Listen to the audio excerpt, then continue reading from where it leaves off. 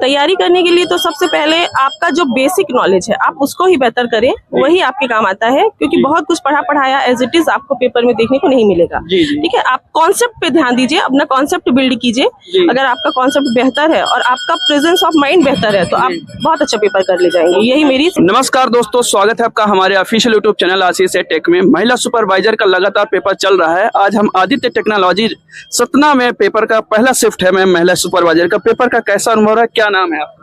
मेरा नाम विवेका द्विवेदी है जी। और मेरा अनुभव ठीक था। जी जी। और पेपर जैसा कि हम लोग रिव्यू देख ही रहे थे, क्योंकि सोशल मीडिया का समय है और यूट्यूब चैनल्स पे हम लोग ने काफी रिव्यू देखा था। जी जी। तो पेपर उसी रिव्यू के मुताबिक था और उस रिव्यू से काफी हेल्प हुई है मुझे भी।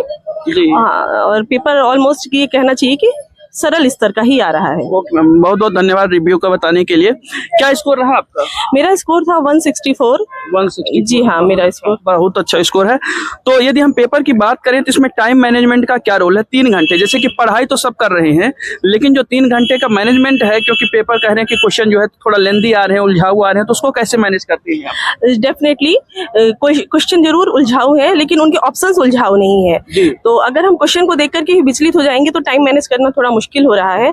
लेकिन अगर ऑप्शंस पे जाएं तो ऑप्शन इतने इजी हैं कि अगर आपने पढ़ा भी नहीं है तो भी आप अपने कॉमन सेंस से उन आंसर्स को कर ले जाएंगे। जी, बहुत बहुत धन्यवाद। सिर्फ क्वेश्चन लेंदी है और टाइम जरूर बहुत इंपॉर्टेंट है मैनेज करना। अगर टाइम मैनेज नहीं करेंगे तो मे बी लास्ट में ऐसा भी हो सकता है कि क्वेश्चन पेपर आपका छूट भी जाए। आपने पूरा कंप्लीट कर लिया था? जी हाँ, मैंने काफी अच्छे तरीके से टाइम मैनेज किया और मेरा पूरा पेपर पहले क्या आपने मॉक टेस्ट भी लगाया इसके लिए? नहीं, मैंने कोई मॉक टेस्ट नहीं लगाया, क्योंकि मैं पहला पोर्शन है पोषण एवं स्वास्थ्य, उससे कैसे क्वेश्चन आए थे, जिसमें प्रोटीन, वसा, विटामिन, कार्बोहाइड्रेट है, टीकाकरण है, कुपोषण है, उससे कैसे क्वेश्चन आए?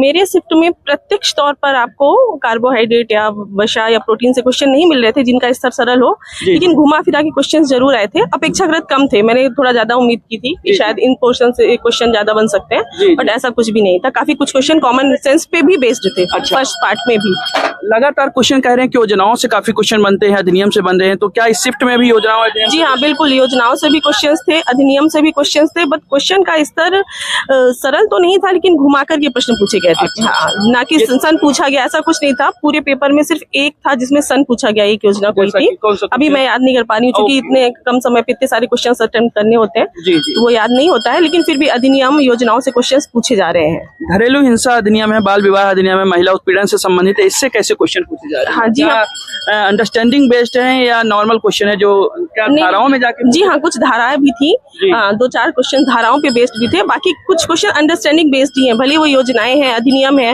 धाराएं हैं, कुछ है तो धाराओं को जरूर लर्न करना है, बाकी आप कुछ कॉमन सेंस से भी कर सकते हैं।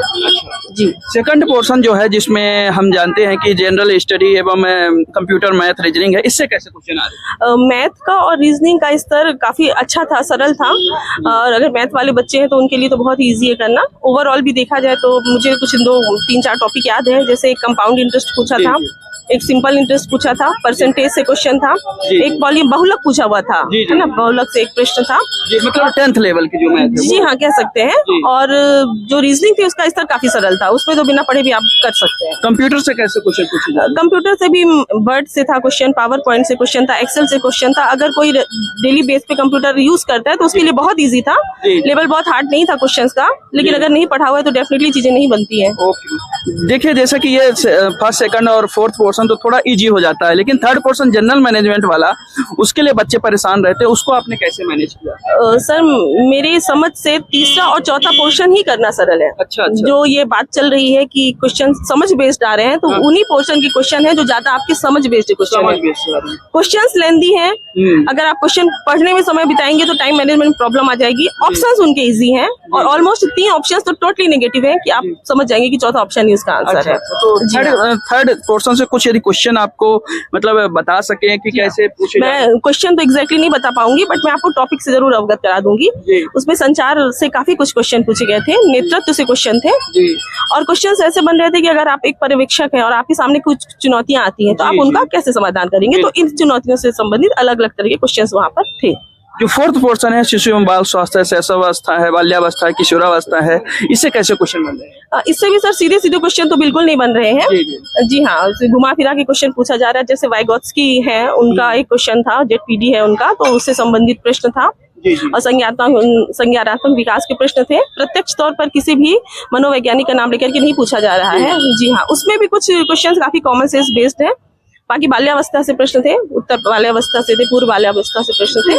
जी हाँ, तो प्रश्नों का स्तर बहुत कठिन नहीं है, खासकर तीसरे और चौथे खंड की बात करें तो। जी मैम, तो आने वाले जो हमारे अभ्यर्थी हैं उनसे आप क्या कहेंगे कि किस तरीके से तैयारी करके अगले शिफ्ट में, आने वाले शिफ्ट में बैठें?